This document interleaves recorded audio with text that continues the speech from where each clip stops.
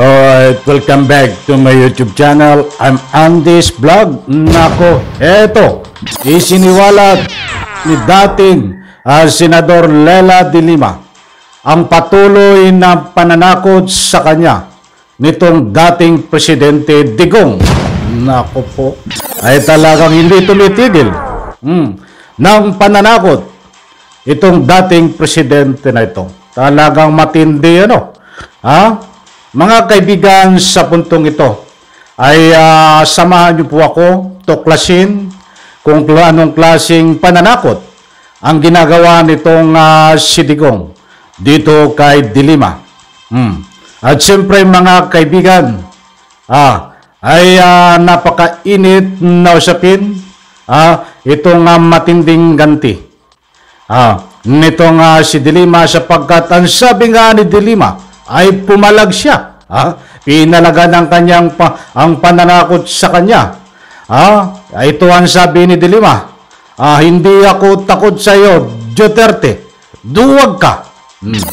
Tinawag na duwag itong si Duterte na dating presidente. Naku po, matindi mga kaibigan. Talagang kung susuriin po natin ang takbo ng karanasan ni de Lima ay talaga pong napakasalimuot at nakulong ho siya sa humigit kumulang ng 7 taon na walang kasalanan, at ang mga ebidensya ho ay tanim sa pamagitan ho ng utos ng dating Presidente Digong at ang makasama niya ang kanyang mga kasangkot. Nako, iyan po lahat at marami pang iba ang ating tatalakayin. Kung bago pa lang po kayo sa aking maliit pa na YouTube channel, inaanyayahan ko po kayo, please subscribe. Sabay-sabay po nating i-like ang video na ito kung nagustuhan nyo po. Shout out! Kumusta po kayo mga mahal kong taga-subaybay? Mga kaibigan, talagang dihadong-dihado itong si de Lima dito. Dahil gustong patahimikin. Kaya nagkakaroon ho ng patuloy na pananakot itong si Digong kay de Lima. Ang purpose niya ho ay gustong patahimikin si de Lima. Ibig sabihin ay wag nang gumawa ng kaanumang aksyon. Narisbak, balikan siya, dahil nga kung babalikan daw niya, kung siya ay babalikan si Digong, kung ririsbakan siya nitong si de Lima, ay pagsisihan nga ni de Lima. Malalim na pananalita, di ba? Lumang tugtugin na Digong yan. O kita niyo ho, kung kayang takutin ang isang de Lima na isang senador, isang abogado, how come na tayong taong bayan katulad ko na maliliit, ay tayo ho ay hindi titigilan yan kung ano ang gustong gawin natin. Sample na lang kay de Lima. Maliwanag ako, di ba? But mga kaibigan, para naman lubos niyong maunawaan, ay bibigyan ko kayo ng resibo. Buhat ho dito sa mapagkakatiwalaan na isang artikulo. Matindi ho ito. Vera Files. Ito rin po ang nagsiwalat at nag-interview itong Vera Files. Dito kay Las Cañas, on the record do yan. Nandiyan sa ating vlog. Isa rin po itong Vera Files na kumuha ng actual interview dito sa witness ng ICC na si Las Cañas na nagtatagaw po dyan sa ibang country, mga kaibigan. Yan ho ang resibo. Pinakita ko sa screen buhat sa Vera Files. Eto, samahan niyo po ako, tuklasin, alamin, at nasa ganun po, lubos po nating maunawaan kung anong klase ang pananakot, kung bakit tinawag na duwag itong si Duterte. Eto po, de Lima, hindi ako takot kay Duterte. Duwag siya. Nandyan ho sa screen, maliwanag. Talagang hindi siya takot. At tinawag na duwag itong si Duterte. Duwag naman talaga yan di ba? Nagtatago ho lang yan. Sa ika nga po'y pang-abuso, kaya nakakagawa po ng anumang ika nga hindi ho kanais-nais. Ginagamit niya ho na abusuhin ang kanyang kapangyarihan. Yan po ang kanyang katapangan. Nagtago sila sa likod ng salitang tukhang para lang makapangabuso. Para lang makapaslang ng gusto nilang paslangin. Para lang makapagtanim ng gusto nilang taniman. Nagtago ho sila sa pangalang tukhang, sa salitang tukhang. Yan po ang isang uri ng katapangan na hindi po uri ng katapangan yan. Isang basurang katapangan, mga kaibigan. Hindi ho isang huwaran yan na katapangan. Tama ang sabi nitong si Leila de Lima. Isa kang duwag, Duterte. Hindi ako takot sa'yo. Basahin po natin ang nilalaman nito at karugtong. Mga kaibigan, samahan niyo po ako. Sa kabila ng mga banta na muli, siya ring sisirain kung hindi mananahimik. Sinabi ni dating Senadora Leila de Lima na gagawin niya ang lahat para panagutin si dating Pangulong Rodrigo Duterte sa lahat ng mga kasalanan nito sa kanya at sa mga napatay sa madugong war on drug. Ayun, maliwanag ho. Dahil hindi siya titigil na gagawa ng paraan na legal na panagutin itong si Digong. Kaya't gusto niya ni Digong ay manahimik itong si Leila de Lima. Naku po, matindi, lumang uso na yan. Laos na yung power mo na bakal na kamay na illegal dahil natuklasan na ng ika nga po yung Republika ng Pilipinas Duterte na ginagamit mo ang bakal na kamay mo sa pamamagitan ng illegal noon. Kaya't wala ng power yan. Kahit tanong gawin mo, ang pananakot ay hindi ka aatrasan nitong si de Lima. Bagkos susugurin ka nito upang ang sabi nga niya ay hindi siya titigil para ikaw ay maipakulong. Naku po, talaga ngaya hindi po natin masisisi itong si de Lima kung bakit ganito ang aksyon, kung ganito ang ganti.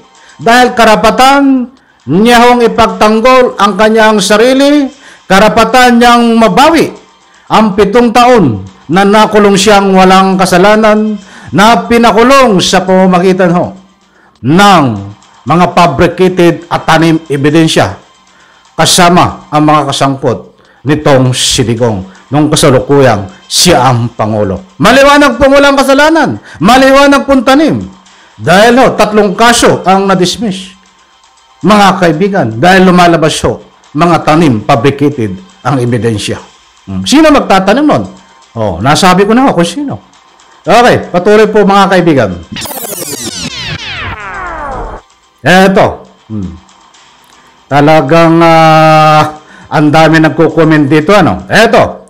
Sa rally sa Tacloban City noong June 30, sinabi ni Duterte na hindi ako jailer ni de Lima at pinayuhan pa ang dating senador na magsawalang kibo. Aba, magsawalang kibo daw siya, si Leila de Lima. At magandang payo, ni Digong, bakit mo gagawing robot itong si de Lima? Papayuhan mo nga magsawalang kibo. Ibig sabihin niya, wag nang gumawa ng anumang aksyon. Aba, matindi. Ituloy po natin.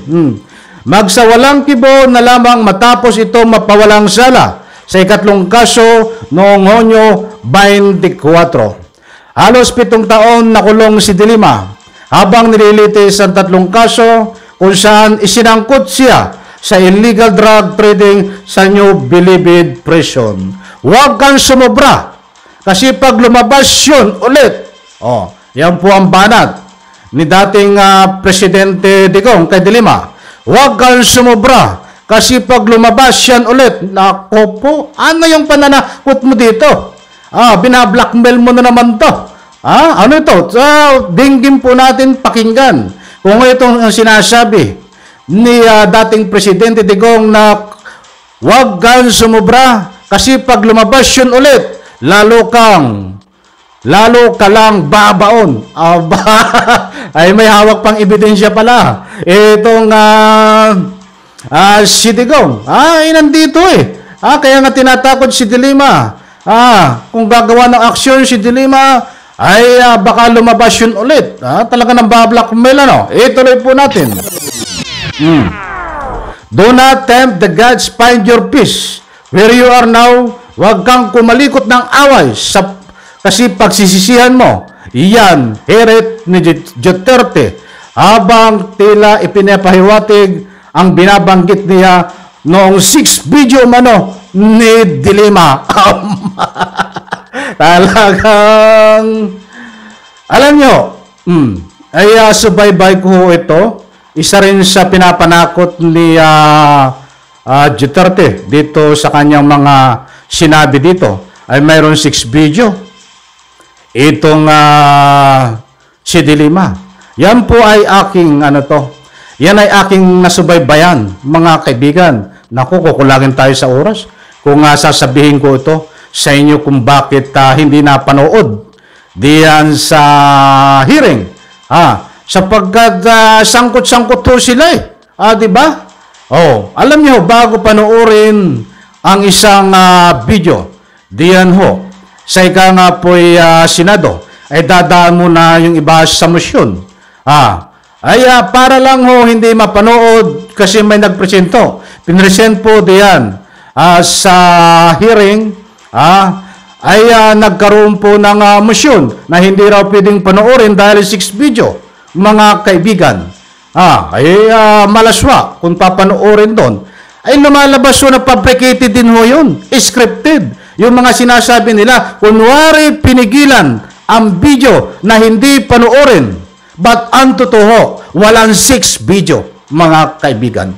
Isang taktika, isang strategy, ang mga magkakasangkot diyan sa hearing. Ay nagkaroon po ng mga motion. Huwag natin panoorin. Dahil yan ho, ay malaswa. Nandito tayo sa hearing. Naka-live tayo. Isang taktika na po nila yan, isang strategy. Dahil wala naman po talagang papanoorin na 6 video ni Leila Dilima. Naku po, nung ganda sana itong Para bang kung naaalala nyo ho, itong pulburon video. Parang ganun wala rin mailabas na pulburon video. Naku mga kaibigan, pasensya na. Gusto ko sanang talakayin to Kinuran tayo sa oras. Bigyan po natin ng parto. Itong tungkol sa 6 video ni Leila Dilima dahil subaybay ko ito. Noong kasagsagan ng hearing na siya po ay ginigisa, iniimbestigahan mga kaibigan. Yan ho ang ginagamit ngayon din ni Duterte na pananakot. Pasensya na kung nabitin ho kayo, naubusan na naman tayo ng oras. Maraming salamat. Isang like lang ho sa video na ito. Diyan po sa comment section. Huwag po kayong matakot magbigay ng anumang public opinion. Bye-bye. Palakpakan.